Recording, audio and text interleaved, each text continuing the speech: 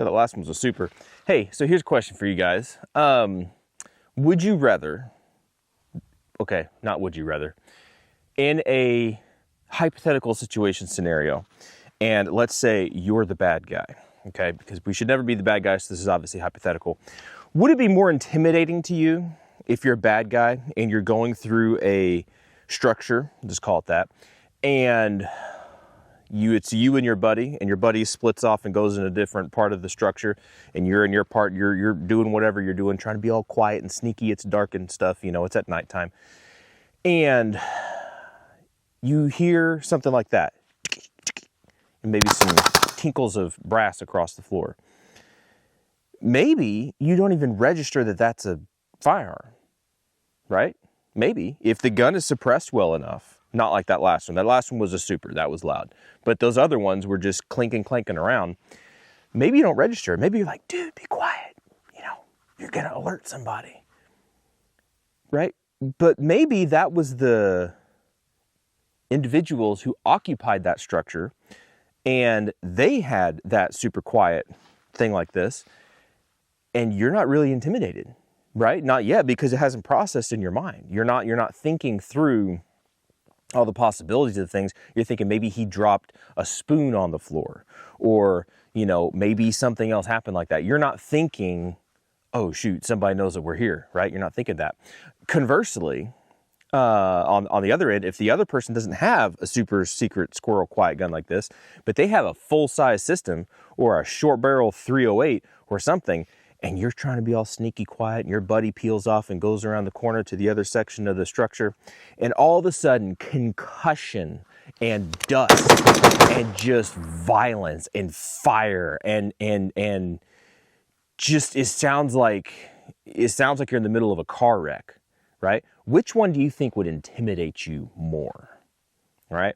This has been my understanding of why people like John Lovell would advocate for a non-suppressed setup in a home defense setup. Because as the bad guy, if you're thinking of it from their point of view, if you're trying to be sneaky quiet, you're not thinking all the John Wick things and how you're not going to pop around the corner with your night vision and your cool system like this, and they're going to go, oh no, he's so prepared, and then just hear some brass tinkle on the floor. Like, that's not intimidating to them. I don't think it would be. I mean, unless they're highly skilled and they know all this stuff and they see that and all of a sudden go, oh shoot, like I'm already dead. But they don't do that. Most criminals that I'm aware of, even criminals that I've come in contact with, I was a cop at one point, believe it or not, and most of them are not the most high-speed, low-drag individuals. We'll just put it like that. Violence speaks to them in that context.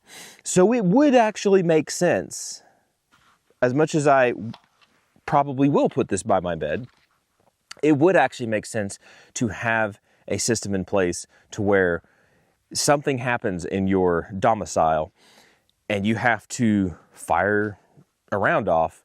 Yes, you are going to be alerting your neighbors, but you also are going to be alerting anybody else in the house that it is time. It's time to get out and go, get away. Because in the grand scheme of things, it's not about putting everybody in your house that's not supposed to be there to put them down.